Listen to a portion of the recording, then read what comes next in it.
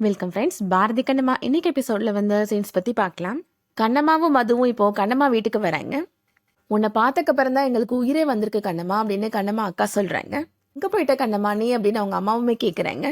மது சொல்றாங்க, கண்ணம்மா ஸ்கூல் முடிஞ்சு வந்த உடனே நமக்கு தெரிஞ்ச இடம் தானே அப்படின்னு சுத்தி பார்க்கலான்னு போயிருக்கிறா போல, இடையில வழி தெரியாம போயிட்டா அப்படின்னு சொல்றாங்க. அதுக்கப்புறமா எனக்கு ஃபோன் பண்ணா, அதான் நான் கூப்பிட்டுட்டு வந்தேன் அப்படின்னு சொல்றாங்க. கண்ணம்மாவோட அப்பா இப்போ கண்ணம்மாட்ட கோபப்படுறாரு. உன்னை காணும் நாங்க தேட ஆரம்பிச்ச உடனே பக்கத்து வீட்டுக்காரங்க எல்லாம் வேடிக்கை பார்க்க ஆரம்பிச்சிட்டாங்க அப்படின்னு சொல்றாரு. மறுபடியும் வாத்தியார் பொண்ணு ஊரை விட்டு போயிட்டா போலன்னு பேச ஆரம்பிச்சிட்டாங்க அப்படின்னு சொல்றாரு. ஒரு பொம்பளை பிள்ளை எப்படி நடக்கணும் அப்படின்னு நான் உனக்கு சொல்லி புரியணும்னு அவசியம் இல்லை அப்படின்னு சொல்றாரு.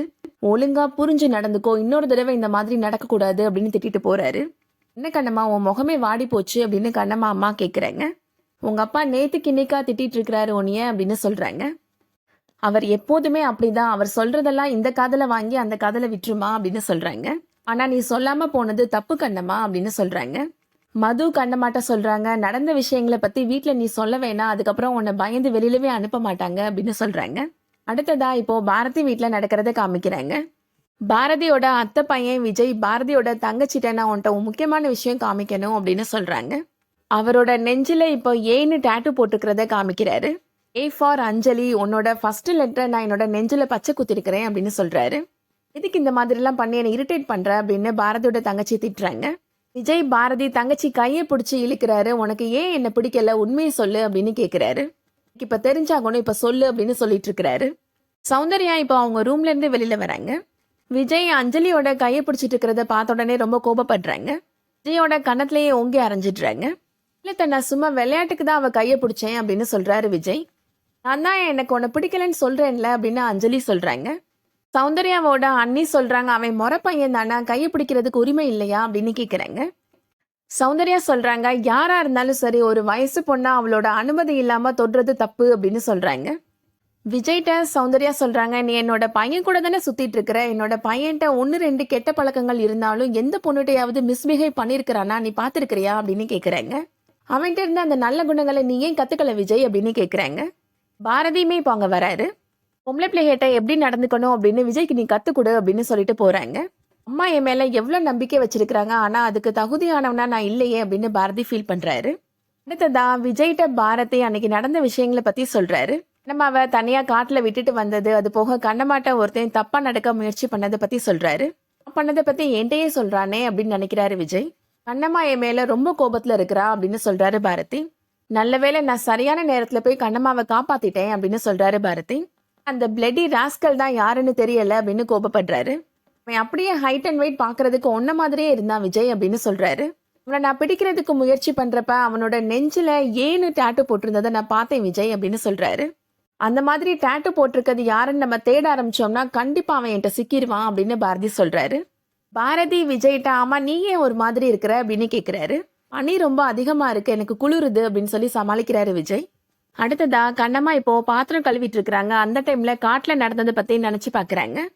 தலை சுத்தி கீழே விழ போயிடுறாங்க. அந்த டைம்ல கண்ணம்மாவோட அக்கா அங்க வந்துடுறாங்க. என்னாச்சு கண்ணம்மா, திடீர்னு ஒரு நிமிஷம் மயக்கம் போட்டு விழ போயிட்ட அப்படின்னு கேக்குறாங்க.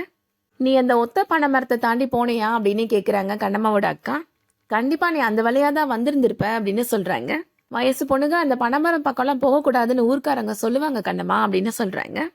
கண்ணம்மாவோட அக்கா இப்போ கண்ணம்மாவுக்கு திருஷ்டி சுத்துறாங்க. அடுத்ததா சௌந்தர்யா இப்போ ஸ்கூலுக்கு கிளம்புறாங்க. பாரதி சௌந்தர்யாட்ட சொல்றாரு, நான் இன்னைக்கு ஸ்கூலுக்கு போற ஐடியால தான்மா இருக்கிறேன், ஏதாவது வேலைன்னா என்கிட்ட சொல்லுங்க, நீங்க வேற ஏதாவது வேலை பாருங்கம்மா அப்படின்னு சொல்றாரு. இல்ல பாரதி, நீ எதுவும் பொறுப்பா இது வரைக்கும் பாத்துக்கிட்டது கிடையாது, நானே பாத்துக்கிறேன் அப்படின்னு சௌந்தர்யா சொல்றாங்க. உன்னை ஸ்கூலுக்கு வர வேணாம்லாம் நான் சொல்லல, நீ வரணும்னா வாப்பா அப்படின்னு சொல்லிட்டு ஸ்கூலுக்கு கிளம்பி போயிடுறாங்க சௌந்தர்யா. மது இப்போ பாரதிட்ட கேக்குறாங்க, எதனால நீ இப்போ டென்ஷனா இருக்கிறேன்னு நான் சொல்லட்டுமா அப்படின்னு கேக்குறாங்க. பூட்டின ரூம்ல கண்ணம்மா முகத்துல நீ சிகரெட்டை ஊதுனது, அதுக்கப்புறம் காட்டுல போய் கண்ணம்மாவை போய் விட்டது, அதுக்கப்புறம் நடந்தது எல்லா விஷயங்களும் எனக்கு தெரியும், கண்ணம்மா சொல்லிட்டா அப்படின்னு மது சொல்றாங்க. இது எல்லாத்தையும் கண்ணம்மா அம்மாட்ட சொல்லிடுவா அப்படின்றதுக்காக தானே அம்மாவை ஸ்கூலுக்கு போக விடாம தடுக்கிற நீனு அப்படின்னு கேக்குறாங்க. ஆமா எனக்கு ஒரே நர்வஸா இருக்கு அப்படின்னு பாரதி சொல்றாரு. கண்ணம்மா அம்மாட்ட எல்லாத்தையும் சொல்லிட்டான்னா என்னோட மான மரியாதை எல்லாம் போயிரும் அப்படின்னு சொல்றாரு பாரதி. மது பாரதிட்ட சொல்றாங்க, சரி நீ பயப்படாத பாரதி, நான் கண்ணம்மாட்ட ஏதாவது சமாதானப்படுத்தி இந்த விஷயங்களை அம்மாட்ட சொல்ல விடாம பண்ணிடுறேன் அப்படின்னு சொல்றாங்க. அதை மட்டும் நீ பண்ணினேன்னா உனக்கு புண்ணியமா போயிடும் அப்படின்னு பாரதி சொல்றாரு. உனக்காக நான் இதை பண்றேன், ஆனா நீ தேவையில்லாம கண்ணம்மாட்ட வம்பு பண்ணாத அப்படின்னு சொல்லிட்டு போறாங்க மது. விஜய் இப்போ அங்க வராரு. நீ எதுக்காக இவ்வளவு பயப்படுற பாரதி அப்படின்னு கேக்குறாரு. இல்லடா, நான் சிகரெட் குடிப்பேன், இந்த விஷயங்கள்லாம் அம்மாக்கு தெரிஞ்சப்ப கூட நான் பயந்தது கிடையாது அப்படின்னு சொல்றாரு பாரதி. ஆனா பொம்பளை பிள்ளைகிட்ட நான் தகராறு பண்றேன் அப்படின்னு அவங்களுக்கு தெரிஞ்சிச்சுன்னா அவங்க எப்படி ரியாக்ட் பண்ணுவாங்கன்னு நினைச்சாலே எனக்கு அடிவயிறெல்லாம் கலங்குது அப்படின்னு சொல்றாரு பாரதி. ஸ்கூல்ல கண்ணம்மா அம்மாவை பார்த்து எல்லா விஷயங்களையும் சொல்லிட்டான்னா அம்மா என்ன பண்ணுவாங்கன்னே தெரியல அப்படின்னு சொல்றாரு பாரதி. அம்மா என்னை பத்தி என்ன நினைப்பாங்க, என்னோட தங்கச்சி என்ன மதிப்பாளா அப்படின்னு கேக்குறாரு பாரதி. எங்கேயும் எப்போதும் நெஞ்ச நிமித்திட்டு பெருமையா நிப்பேன்டா நானு அப்படின்னு சொல்றாரு.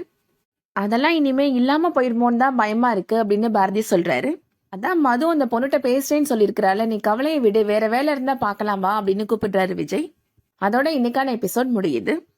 இந்த வீடியோ உங்களுக்கு பிடிச்சிருந்துச்சுன்னா லைக் பண்ணிக்கோங்க. ரெகுலர் சீரியல் அப்டேட்ஸ்க்கு நம்ம சேனலை சப்ஸ்கிரைப் பண்ணிக்கோங்க. தேங்க்யூ.